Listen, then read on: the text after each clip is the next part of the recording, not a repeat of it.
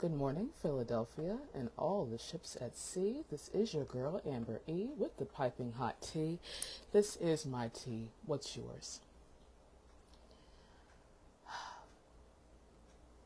I'm just taking a moment. I'm just taking a moment because for a lot of us, it's been a week. And if there's anything I've had to do this week, it's remember to breathe. So, I'm doing just that. I am remembering to breathe.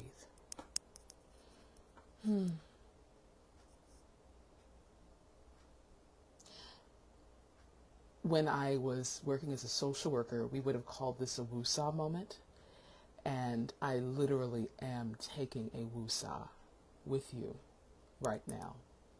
And I know this is a little slow paced, but I'm doing that on purpose because there have been so many emotions. There's been such high positive and negative energy this week. Rocking the natural, and natural's doing what it do today. So, And I just want us to remember to breathe and take a woosah and let the tea take its effect. To begin, there are two things I want to say. One, quick shout out to, and I'm going to give a shout out to someone special every weekend episode of Tea with Amber E. I want to give a shout out to Cheryl Hargrave and a little bit of insight as to why she's special to me. Cheryl was my mother's assistant when I was around almost 30 years ago. Wow. Whoa, that's crazy. When I was 9, my mother asked for an assistant and Cheryl came. And Cheryl's always been there. And the reason that I reference her is that she's one of those few people who has seen me through almost my entire life journey since childhood. A little over a year ago, so right before October, and of course, those of you who know October is Breast Cancer Awareness Month, she had a women's breakfast here in Philly. And she asked me to be on the program. And again, when I say that she's been in my life, I mean, held my hand, came to my dance recitals when I was a little girl, came to my singing talent shows when I was younger, so on and so forth. And she actually read my mother's obituary at her homegoing service. She wasn't able to make it to my dad's, but when she put me on the program, I said, I'd love to be there. Of course I'd love to be there. And so I don't think she'd have a problem with me saying this, but doing the actual breakfast, it was work for all of us. Whenever you're putting on a huge event, it's work. And so when she put me on the program and I got up and I did what I did, it started something wonderful in me because it connected me to a woman named Miss Kim, who I'm going to talk about next week, who had, this is back in October, who had this past May a tea. And that tea not only opened me up to start talking more about what was once Tea Tuesday, but is now Tea with Amber E, but it also gave me the courage to consider what else is out there besides just doing something that makes me happy. But really, I'm giving Cheryl all of the credit because had she not stepped out, asked me to do this, I really can debatably say that this would not be that is Tea with Amber E. And so Cheryl, I love you. This is for you, and I really do appreciate you. Again, we're taking it a little bit slower this morning on purpose because, again, breathing, taking your woosah is actually good for mental clarity. It does good things for your soul also. In a zippy, ironic twist, as you know, we've been alternating teas back and forth from, black caffeinated to herbals. Last Saturday, if you recall, I went to the Honey Festival, and just a small moment, in addition to a few of the honeys that I bought, I got the cutest little jar of honey with the little, I know these are cliche, but look at that cute little bear. And on top of that, look at that deep amber color. Look, now that is a deep amber color. excuse me, of honey. And again, I just want to give another shout out to the Philadelphia Beekeepers Guild. And again, the closer you are to the honey that's harvested, it's supposed to do better things for your system. And again, all this is in Mount Airy, Germantown, so on and so forth. So shout out to the Beekeepers Guild. And this is the Pure and Raw. Actually, I'm so glad I have my glasses. If you wear glasses, I'm going to pause for a minute. I'm going to give you a shout out also because when I was growing up, everyone in my family wore glasses. My mom wore glasses. My brother wore them. My dad wore them eventually. And I always kind of felt left out because I think glasses make you look very cool. So when I used to wear, cute little frames like we all did in the early aughts. And then when I actually needed them, it was like, I know this is annoying, and trust me, when I don't know where they are, I get very irritated, like, oh, I can't see. But I will admit that I like wearing my glasses a lot. So anyway, again, just a quick shout out to Extract and Box in Chester Springs for the honey. And again, I'll maybe talk about different kinds of honeys and what it does for your system, so on and so forth another time. But today's tea I did get from the honey festival, and last week I was kind of fangirling over it, and again I was saying I don't know if they're going to be there, so on and so forth. The tea provider that I was referring to is called the Random Tea Room, which I said was in South Philadelphia. That's incorrect. They're actually not in South Philadelphia. But again, follow them on social. Well, all I'll say is this.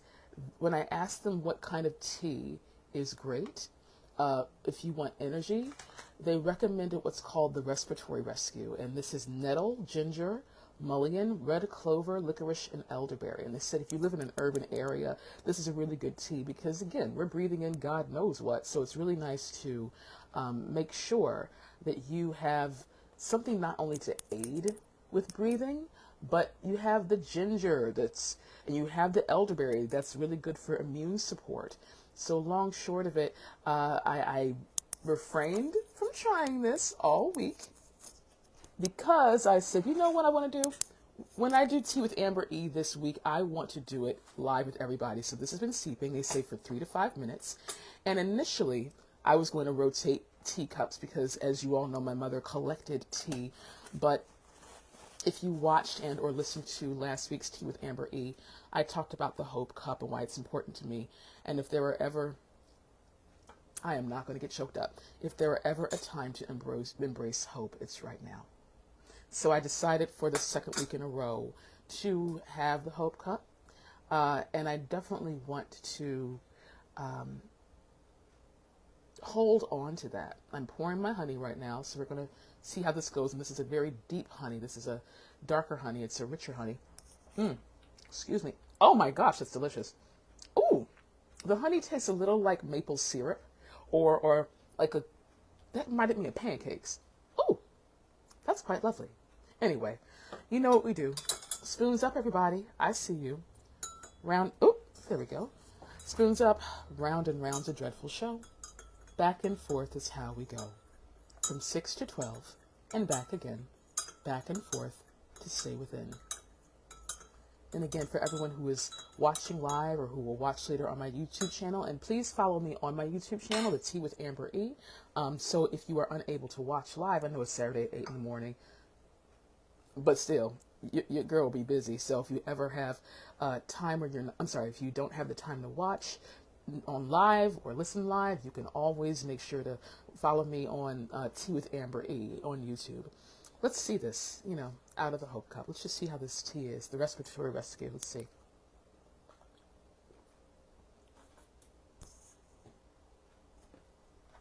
I'm going to back and forth that just a little bit more. I want to see if I can get more of the honey incorporated in it.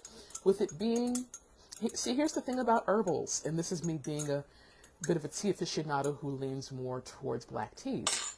You're going to get that earthiness. You're going to get more of a herbal taste. It's going to taste less like something very, well, generally speaking, it might taste less robust and more earthy. And again, I know that mullein tea, which is actually one of my favorite herbal teas, has that earthiness. It's, if you're trying to wean off of coffee or maybe caffeine, I would say go for a mullein because it has that earthy kind of taste on your palate, and it mimics Mimic being the operative word here. It mimics something like, a ground coffee or a black tea. But again, backing and forthing a little bit more.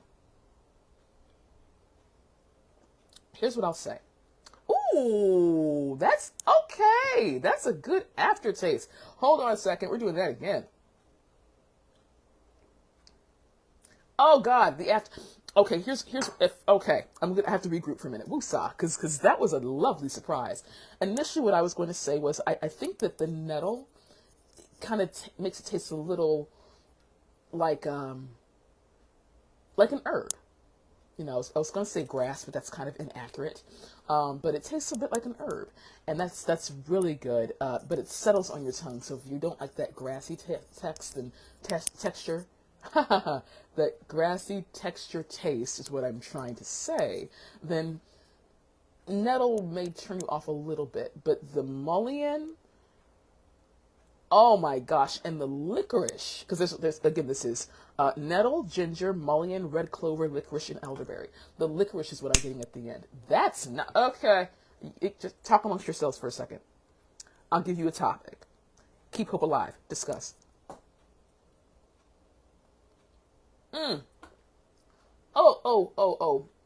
Oh, that's quite delicious. Oh, I'm having a tea moment, and I didn't see that coming.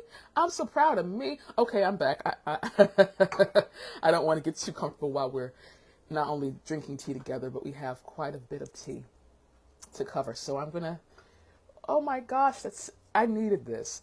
Have you ever had a moment where, I'm just gonna pivot for a little bit, where you just need a good hug?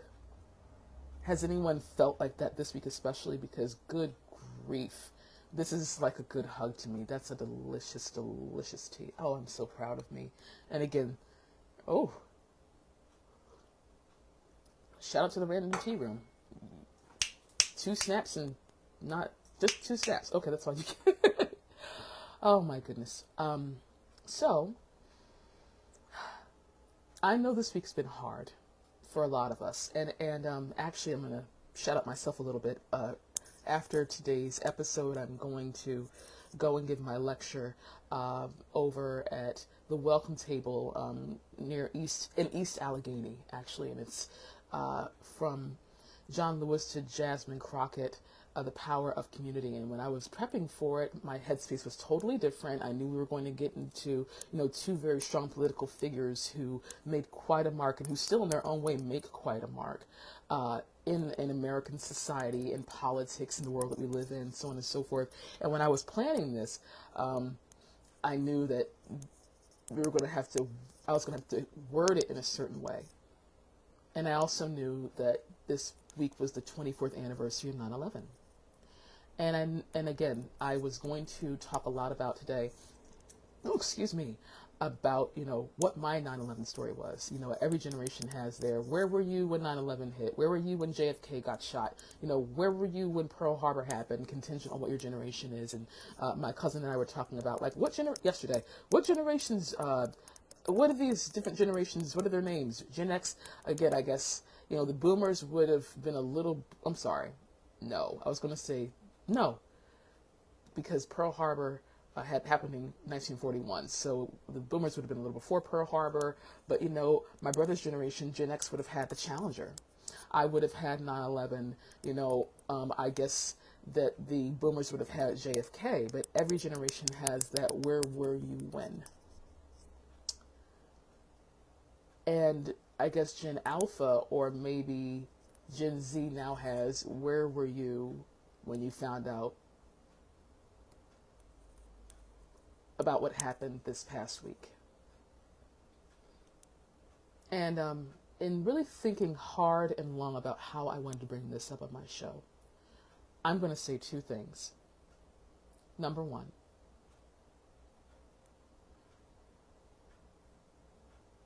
it's heartbreaking when a family loses a father. No matter how you slice it, it is heartbreaking when a family loses a father. And my heart goes out to people who are mourning, how this has impacted them. Number 2,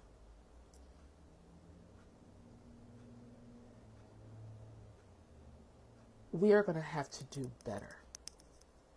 to come together and listen to one another. Because if we don't, things are going to fall apart. Well, I don't want to speak in absolutes. I really don't like to. If we don't, it's a possibility that things will fall apart. And with so many obstacles from the outside in, and even obstacles from the inside out trying to divide us, if we continue to feed into that, they're going to do their job and then some. I personally do not want to be part of the potential breaking of the country that I live in. The breaking down, the breaking of spirits, the breaking of hearts. I don't want to be part of that. I am grateful that I can even have this space where I can say what I think and even, put up a cup of hope to you, literally, and take another sip because I'm going to have a spoiled moment. Again, hope, talk amongst yourselves. It's the licorice, y'all. That's so darn good. Okay, I'm back. But I had a sick of tea moment, y'all.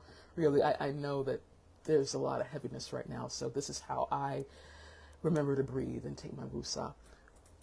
But I just want to say that while my heart breaks for what happened, for how it brought out so many different emotions from different kinds of people, I know for me personally, I want to be part of the movement, if you will, that pushes back against the negativity, the hurt, the anger, and brings light. If it's just a cup of tea that I share with people, that's enough. If it's me letting you all know, as I say quite a bit on my show, that we've got this and I've got you, I want that. If it means that we create safe spaces for one another, that's enough. My auntie Natalie's listening and watching from Charlotte, North Carolina. Go Charlotte! Just saying. Wow, I just did a friend's clap. That's the thing. She and I had a chat, I don't think she'd mind me saying this, a couple of days ago about, in some relationships, how do you talk to your partner about certain things? And I kind of gave her my answer at the time, but when I got off the phone with her, I actually sat and I thought about it. And I said to myself, what kind of safe spaces do you have to create for people that you love so that they know that even if things are difficult, they can trust you no matter how you're going to respond? And that can be between your partner, that can be between your spouse, that can be between you and your children, that can be between a teacher and a student, that can be between that can be between cousins, aunties, uncles. We have a lot of family members that we don't talk to because we know if we talk to them, they're not going to listen. And quite frankly, that I can't speak for anyone else, but what I want to say is bringing in healing right now is not something that I think is such a fanciful idea that I'm looking at this in a naive way. It starts with a little bit. And that little becomes a lot. And the bigger and bigger that becomes, the more of a driving force it becomes against things that bring darkness. And you know what? And again, I'm going to get a little more into this in my lecture today. At 10 a.m., if you're in the Philadelphia area, just come see your girl. We have a lot of talk to have as opposed to a lot of tea to drink. In looking up the word hope, and I do I have it pulled up? Again, I have my notes here just in case. But in bringing up hope, there are different kinds. There's the kind that is rooted in reality and the kind that's rooted in fantasy. Hope, at least in my opinion, doesn't have to be something that's unrealistic.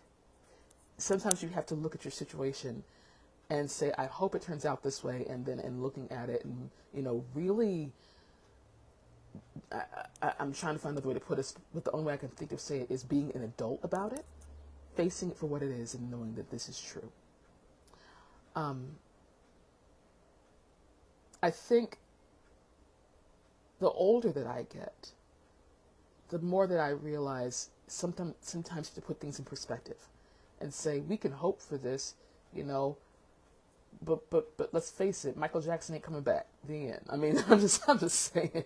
But then there are times where it's like, and even sometimes, as you'll hear me say on this show a lot, being on the younger side of old and the older side of young, sometimes when I talk to people who are on the younger side of old, mid 50s, late 50s, so on and so forth, it's like, I found my groove. I know what the world is. I know what it isn't. I know who I am. I know what can't work. And sometimes I have to keep my mouth shut. Not always, but sometimes I have to keep my mouth shut, because when I hear things like that and I go, but there's always another way. There's always a plan B. It can get shut down like, no, Amber, you're wasting your time. And I'm like, well, that's where your hope is, or that's where your faith is. For me personally, I'm not going to take it lying down and take no for an answer. You never know how, when we get enough people together, how it may not stop the boulder from rolling down the hill, but it can decrease the number of casualties, if that makes sense. And so those are the two things I just really wanted to say while having tea with you all this morning. I'm sending all of the love and all of the light that I can to each and every one of you, and those of you who are listening, those of you who are watching. There's just been so much stuff. There have been threats and HBCUs, and there's just so much that has rattled so many, commemorating losing loved ones, being on lockdown. It's up to us to remember that as a community, we are stronger together than not.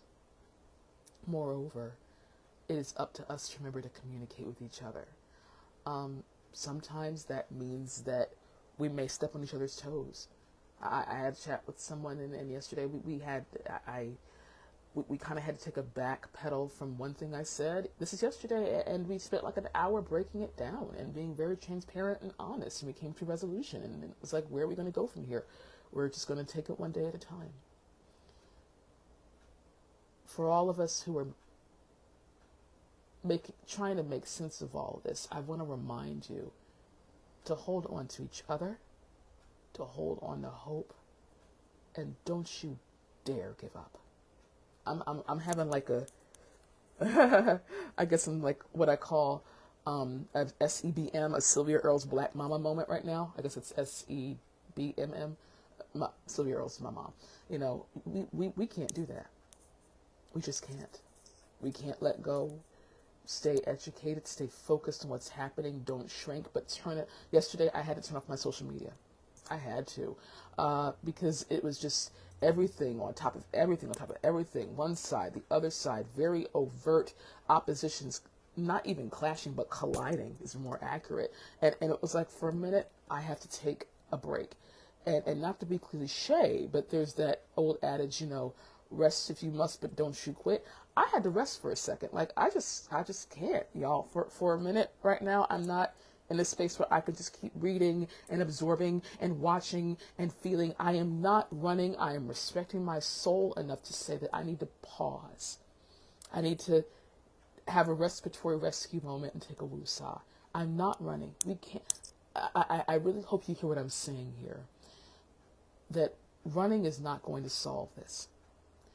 Turning a blind eye to the things happening in our world, unfortunately, is a luxury that we no longer can afford. If you haven't heard it from anybody else, you're hearing it from me.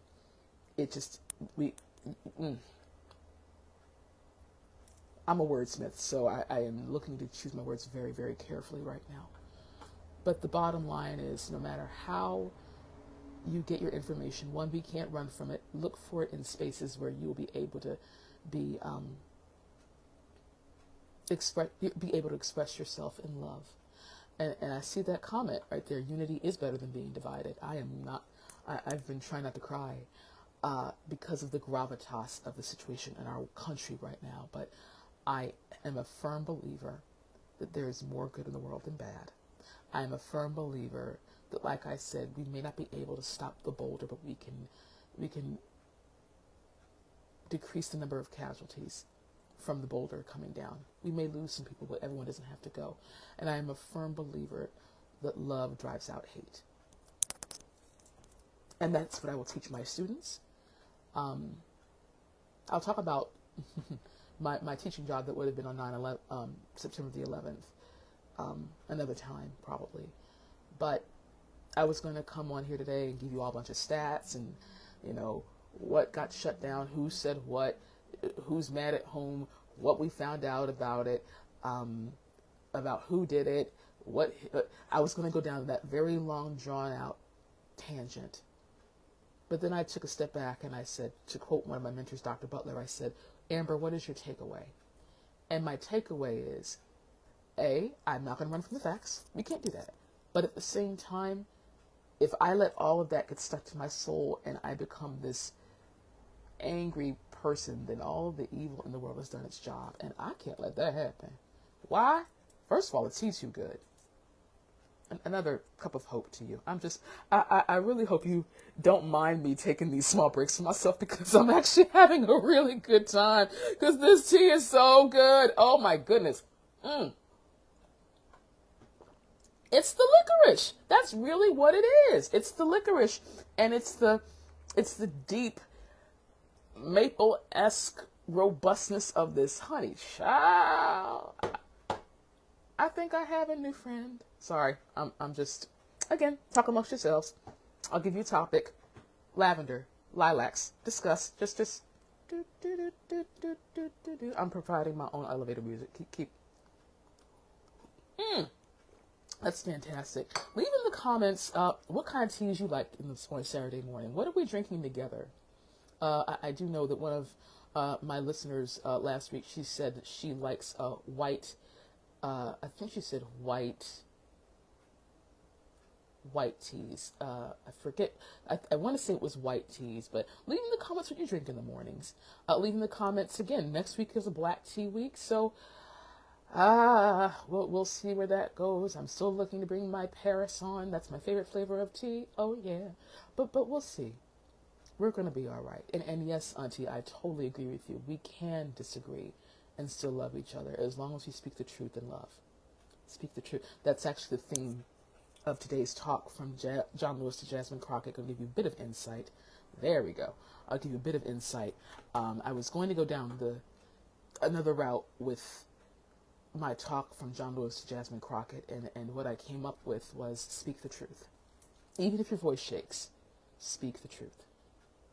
Speak the truth in love. We can disagree and still love each other. Speak the truth. Stay informed. But remember that the person that you're speaking to has a soul. Remember that they matter. And remember that what you put out there is going to come back to you. Good measure, pressed down, shaken together in some cases, running over. Just saying. So, my darlings, please remember to breathe this week.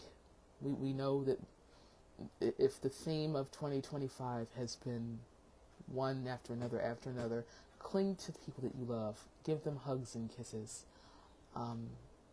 Speak truth to them in love. Continue to use your words for love. And remember to breathe.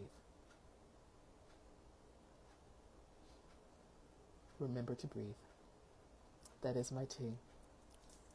And again, if you don't do nothing but get you some licorice tea, child,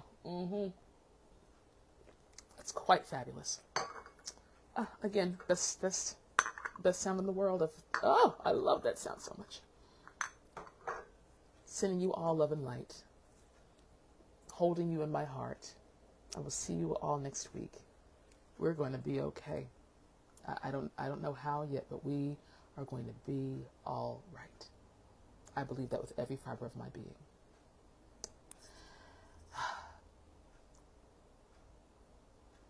Keep breathing. We've got this. We've got each other. I'll see you soon. Love and light to you all. Peace.